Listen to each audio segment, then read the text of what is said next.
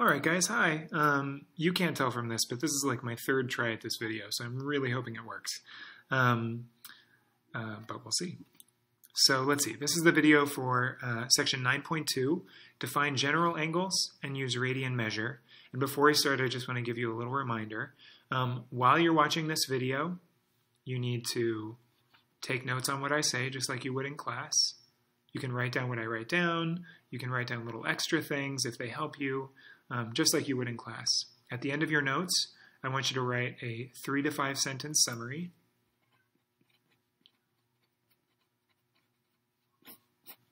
Of what the lesson is about. What is section 9.2 about? What are the main takeaways of that lesson? And then just under your notes, you need to complete these 3 homework problems.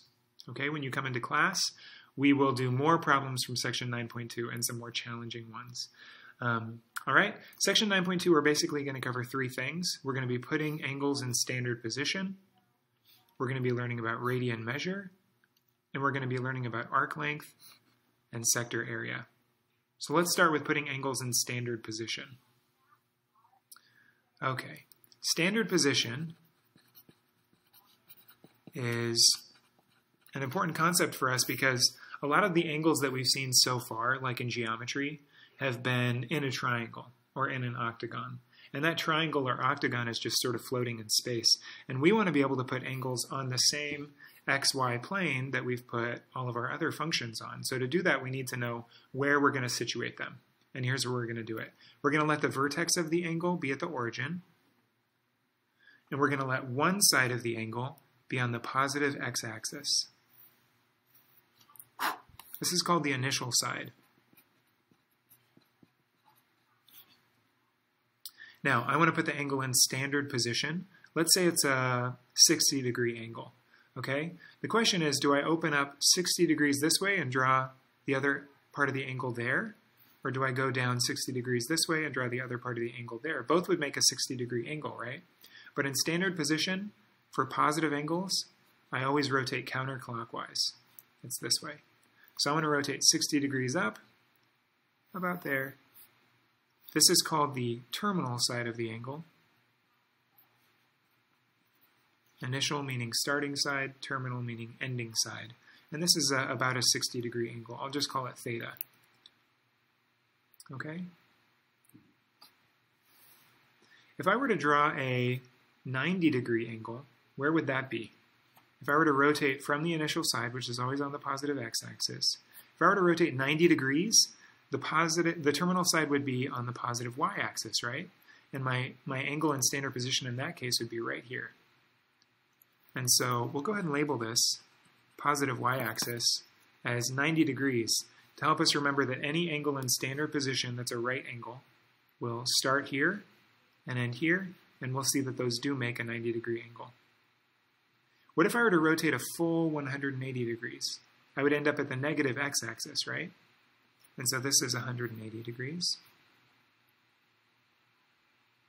What if I have an angle that starts here on the positive x-axis, and then it doesn't rotate up at all?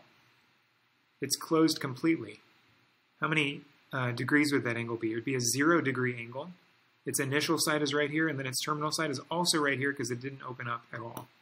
So right here, this is 0 degrees. And these are the angles that we were seeing in triangles, angles between 0 and 180. Okay, but in standard position, we can also have weirder angles, angles that are past 180. So if I were to rotate another 90 degrees past 180, I would have my 270-degree angle.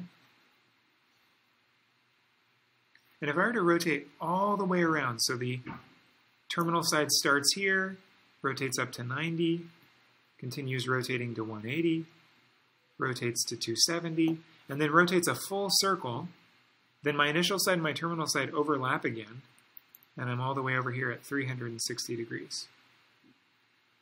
Okay, so let's practice putting some angles in standard position. Draw the following angles in standard position: 45 degrees and 270 degrees. Okay, and to save paper, we're going to put these on the same coordinate axis. So start by drawing my axes. I know that any angle in standard position, the vertex is right here at the origin. The initial side is right here at the positive x-axis.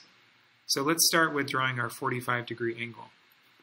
It rotates counterclockwise from the x-axis, and it goes halfway from 0 to 90, right? Because 45 is exactly half of the way to 90 degrees. So my 45-degree angle is going to be right about there. 45 degrees. Sometimes we label that angle up out here on the end of the terminal side. 45 degrees. Wherever you put it is fine. So that's my 45-degree angle in standard position. Okay, let's draw 270 degrees in standard position now. So here's 0 degrees. I rotate counterclockwise. Here's 90. Here's 180. And there's 270 on the negative y-axis. How do I show that I've drawn that angle in standard position? Well, we show it with kind of like a spiral. Here's where we started. We rotate all the way around to 270 degrees. If you want, you can put a little arrow to say. The terminal side started here and rotated all the way around to 270 degrees. Okay, let's try a couple more. Okay, we're going to put these angles in standard position too. Negative 120, 240, and 600. And I'm just going to draw 3 coordinate axes here so we can look at these 3 side by side, because as we'll see in a second, they're related. Pretty exciting. Okay. Okay, so let's put negative 120 in standard position. Now this one's a little different than the ones we've done so far, right? It's a negative angle. Okay, there's another thing that couldn't happen in a triangle or an octagon or some geometric figure, but it can happen for angles in standard position. My initial side is here, 0 degrees. My vertex is here.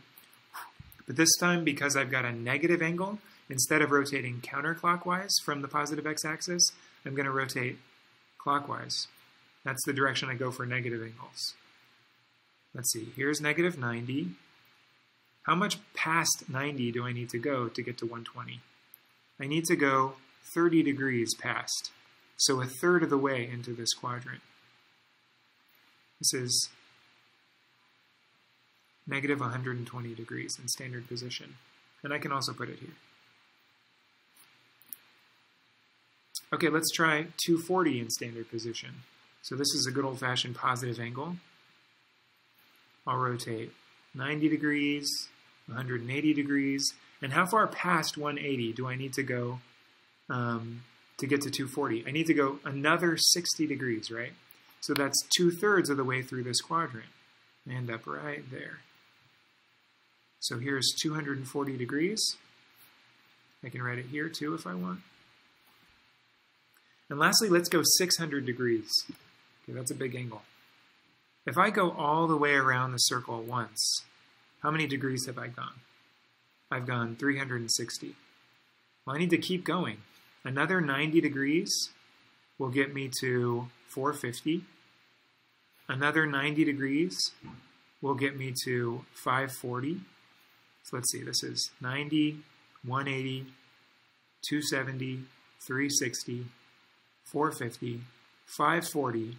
Now from 540 degrees, how much farther do I need to go to get to 600? I need to go another 60 degrees, which is 2/3 of the way of a right angle. So here's 600 degrees. You can also label it on the little spiral I drew if I want. And what do you notice about these 3 angles? These are all different numbers, right? Different angles, all graphed in standard position, and yet they all end up at the same place. Their terminal side, if I were to have graphed them on the same axes, would be right on top of each other. And so we call these angles coterminal.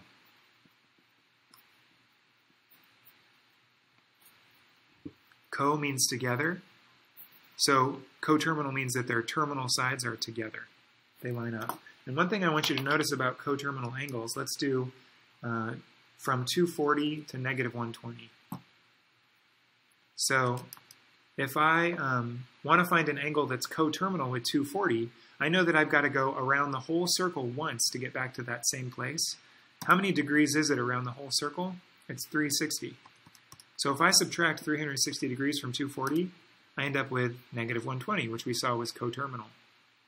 On the other hand, if I were to add 360, I end up with 600 degrees, which is also coterminal. And I can keep adding 360 as many times as I want. All of these angles are going to be coterminal. All right. Last thing, oh no, second to last thing, radian measure. Okay, let's draw a circle. Now, the radius of the circle is this big. Why don't you try this, and you can pause and try this on your own.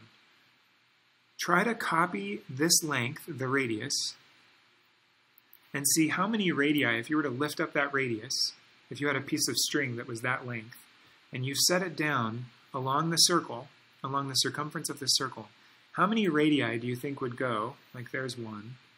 Does that look about the same length as this? Yeah, roughly.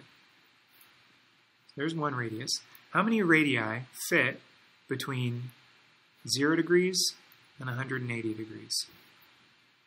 Okay, so if you want to pause, hit pause and then try that on your own, you may. Okay, let's try it together. So here's one radius. I copied it there. Let's draw another one. Now, obviously, we're just eyeballing it here, so we're not going to get an exact answer. Do you think that it fits in exactly one more time? Some of you may have gotten 3 as your answer, because the radius almost fits in 3 times. But if we were actually cutting a piece of string and we actually had a perfect circle here and we were measuring it, that third radius wouldn't quite get there. It fits in a little bit less than 3 times. Any guesses how big this is? What's that extra space?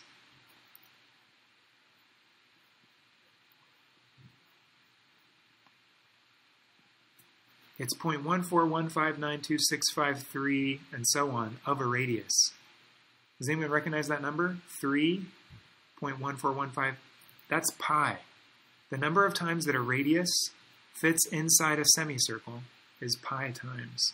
So another way to label 180 degrees is to say, you know what? 180 degrees around the circle is the same as exactly 3.141592653 and so on pi radii around the circle. And in math, we don't say that there are pi radii around a semicircle. We say there are pi radians. If I wanted to go a full circle the way around, how many radii or how many radians do you think would fit? 2 pi.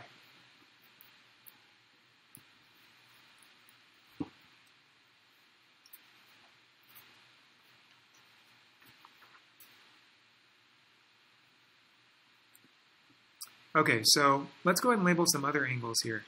If I were to only go half the way between 0 radians and pi radians, how many radians have I gotten there? Well, I've gotten exactly half of a radian, which we rewrite as pi over 2. If I were to go, let's see, past pi radians down to the negative y-axis, how far have I gone? Well, sometimes it's easiest to count up by fractions. So this is 1 pi over 2, 2 pi over 2, which reduces to pi, and down here we've got 3 pi over 2. Which you can't see. What if I were to only go up halfway to pi over 2? What's half of pi over 2? It's pi over 4. And once again, we can label the other pi over 4s by counting up by pi over 4. So here's 1 pi over 4. I've gone 1/4 of the way to pi. Here's 2 pi over 4. I've gone 2/4 of the way to pi, and of course 2/4 reduces to 1/2. So 1 pi over 4, 2 pi over 4, going the same distance I get here to 3 pi over 4. Okay, if you look at page 365 in your book, I don't think that's the right page. 565. If you look at page 565 in your book, you see this little diagram. And you should copy this down in your notes.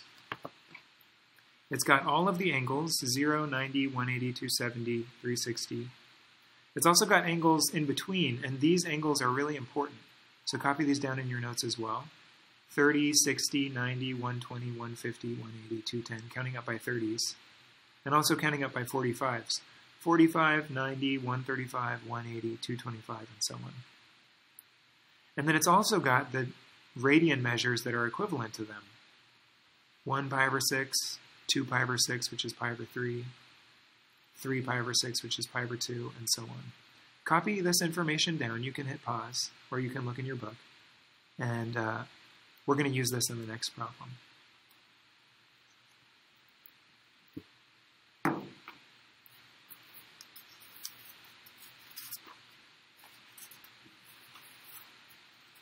Okay, the next problem we're going to do is, zoom back out. We're going to evaluate each trig function and give an exact answer if we want, if possible. So we're going to start by trying to find what sine of pi over 4 is. So I draw my axes in standard position, and if I look at the diagram in the book, I can see that pi over 4 is the same as 45 degrees. And so I'm talking about this angle right here.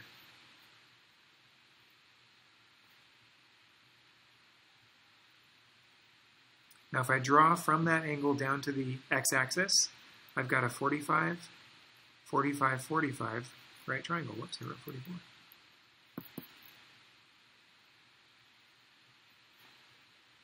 44. Which of course I've memorized the proportions of this triangle, okay? I've memorized the proportions as root 2, 1, and 1. I want to find what sine of pi over 4 is.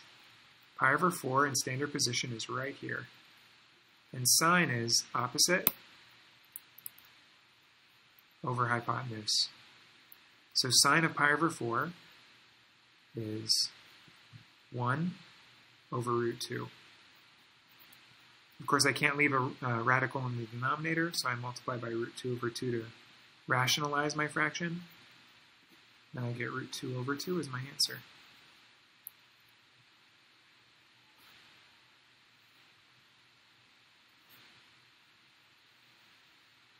One of the things that's really important from this diagram is we see that 180 degrees is the same thing as pi radians. And using that equation will help us convert between radians and degrees. So we're going to practice converting between radians and degrees for these next angles.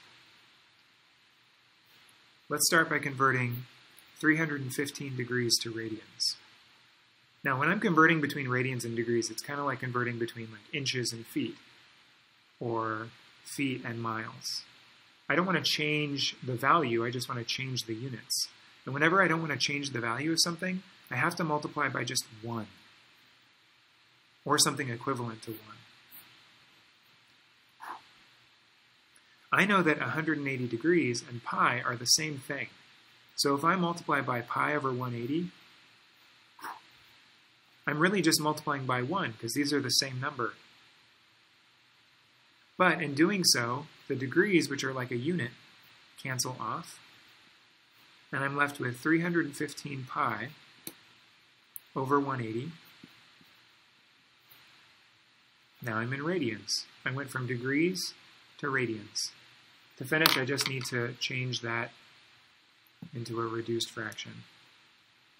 I've got 315 over 180, and I can go to math, convert to fraction, I'll hit enter. This is 7/4. So 315 over 180 is the same as 7 over 4, and I've still got my pi hanging out. 7 pi over 4 is the same as 315 degrees, and in fact we can see that right here. This is page 565 again. 7 pi over 4 and 315 degrees are the same thing. Okay, this video is a little long. I'm sorry. I'll work on making them shorter, but we're almost done. Let's do one more example of this, and then we'll save sector area and arc length for class. Let's convert negative 7 pi over 6 to degrees now. Now, when I was converting from degrees to radians, I multiplied by pi over 180 degrees, so that little degree symbol would be on the denominator and it would cancel. When I'm converting from radians to degrees, I multiply by 180 degrees over pi. So I'll be introducing the little degree symbol. Again, 180 and pi are the same thing, so I'm really just multiplying by 1. I'm not really changing the value of negative 7 pi over 6 by doing this. My pi's cancel, and I'm left with negative 7 times 180 degrees over 6, and my last step is just to simplify that.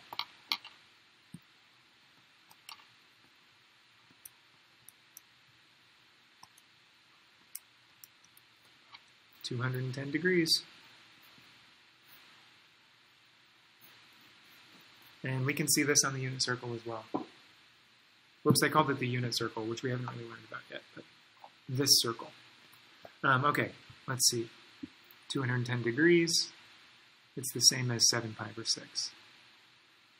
All right, guys, that's our 9.2 lesson. We didn't get to arc length or radian measure, but I want to try to keep these pretty short, and we're already at 21 minutes here. So thank you for taking notes.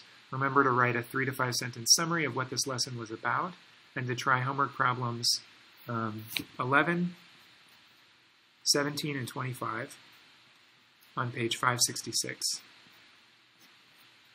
And bring that all into class tomorrow, and I'll see you then. Okay, bye.